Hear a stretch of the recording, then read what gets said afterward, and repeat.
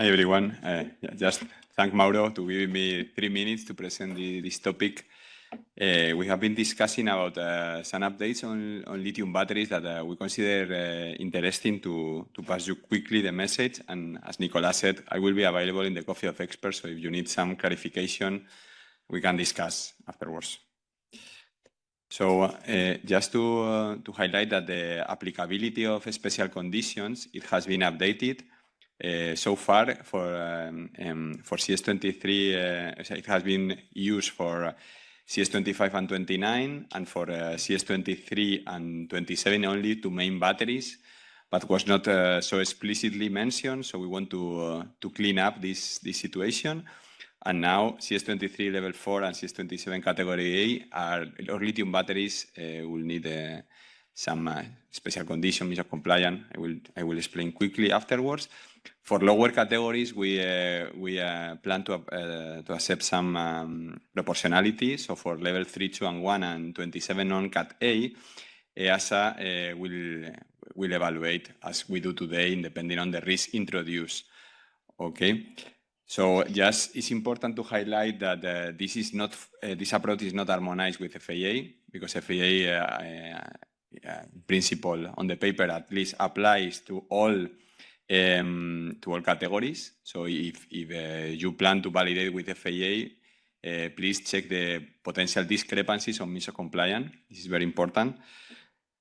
And the approach for CS23 level 4, we in principle we don't need any CRI if the ASTM F3235-22, because the -17 is today quoted as not acceptable in the CS23 Amendment 6, but it will be updated to reflect 22 is acceptable.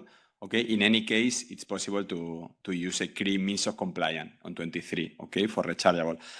And for CS27 category A, we need a CRI special conditions, and the PCMs are aware and will rise at project level when needed. For non-rechargeable lithium batteries, because I mean for rechargeable, as I mentioned before, it was applicable only to main batteries. Yeah, but so this is now a little bit different. But for non-rechargeable, the special conditions were not applicable at all. And for CS23 level 4, we are seeking to have an ASTM standard to include this to be covered by ASTM standard, but the discussions are ongoing, and it's not that easy to find an agreement with ASTM and FAA so far. So in the absence of this agreement and this ASTM standard, CRI means of compliance in front of CS23 2525 will be needed. Okay. For CS27 Cat A, as for rechargeable batteries, we will need the usage of a CRI special condition. So, I mean, this is a lot of information. If something is not clear or you need time to digest, I'm always available. You can contact us, and I will be in the coffee break. This is just for the applicability, new applicability for a small product.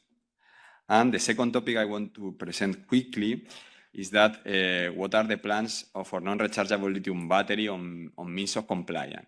Okay. In March 2022, we updated we raised a question on the FAQ to highlight that this old approach accepting ETSO 142A plus risk assessment was going to come to an end. Okay. 2.5 years later, we considered that the market, the products in the market are ready to cope with your needs.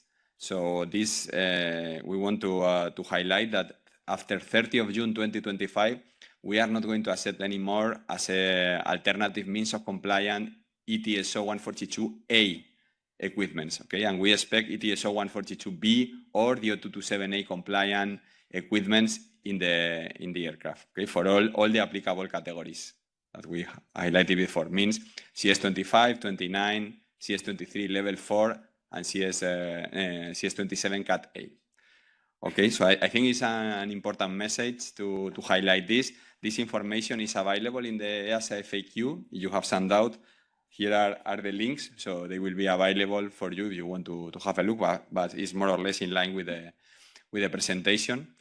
So I mean, if you have any question, just I will be available in the coffee break, because I think Yes, indeed. Thank you very much, Fernando. Thank you. So we have no time for question right now, but we don't have questions in Slido from what I can see. So Nicolas, can you please come forward and we will proceed with your presentation.